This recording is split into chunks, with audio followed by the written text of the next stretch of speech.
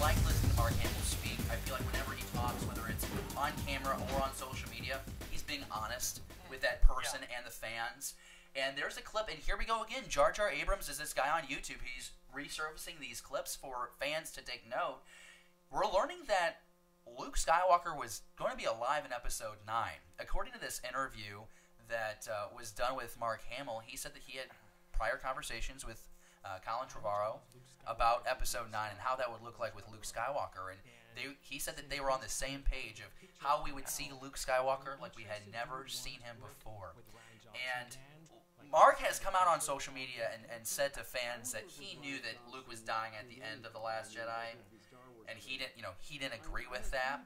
But when you hear this and still hear Mark further in this interview say, I still like Rian Johnson, I would work with Rian Johnson again. David, what do you take away from this interview, knowing what could have been in Episode 9, especially now that we don't have Carrie Fisher? We know that Mark Hamill's been disgruntled with Luke dying in the way they handled Luke for months now, so that's no surprise. And it's no surprise to me that he wanted to take the character a different direction and that Trevor was going to give it to him. But personally, I kind of like the way they handled Luke in The Last Jedi. I like that it was a fitting tribute to his end. I like that I would have liked to have seen some more like lightsaber action, but I get it. We've got this grizzled, this upset, this disenchanted Jedi who tried to restart the Order, and I think they gave him a very fitting end to it. So I'm happy with the way that they took it. I'm looking forward to what's going to happen in 9 because I'd love to see some Force Ghost action. But at the end of the day, we're never going to see what Mark and Colin wanted to do. Right. So I think those are all really good points. And you mentioned the Force Ghost stuff in Episode 9. I think it would be bold, and if done correctly, I would be open to seeing a Luke Anakin Force Ghost scene. No. I'd be which Anakin? You're not going to get old guy Anakin because canon says Hayden Christensen. Canon is Hayden Christensen. But that's what I'm saying. If it's done right. I know. I don't. If it's done right, and I think visually JJ can make it happen. Here's my thing, though, Jesse. You watch this interview, and he also talks about how he would work with Colin, but he feels bad for not just Colin, but he mentions Phil Lord and Chris Miller, and he talks about how it's very ambitious to be involved with the storytelling process with Star Wars. Mm-hmm. That it's so big and it's so stressful. And he makes some jokes at the end. He's like, they don't tell me anything, and sometimes ignorance is bliss. Mm-hmm. Do you think? Here's my thing. Do you think that Mark Hamill is kind of just turned off with the Disney approach to Star Wars? I don't know. I mean, I don't want to put words in Mark's mouth or anything. I mean, it's clear. Obviously, it's been clear, with these interviews that this wasn't the direction that he wanted this character to go. We've been seeing this all over the place, all over media and everything. At this point, I mean, like, I think after seeing it, he's like, yeah, that did kind of work, But I think he's just as much as a fanboy as we are. Oh, absolutely. I think he would have loved, being able to see the character, the lightsaber combat, more of the force powers and everything. So, obviously there was some sort of creative direction, or thought process that they've apparently have in mind. And Disney doesn't seem to have a problem with, hey, if it's not in sync with what we've got envisioned, then yeah, there's the door. Right. Mark has to be happy at the end of the day because he's done interviews where he's said that he never thought he'd be able to do more Luke Skywalker, and Disney's given that to him. They've given him at least one movie. He's had a couple scenes in others.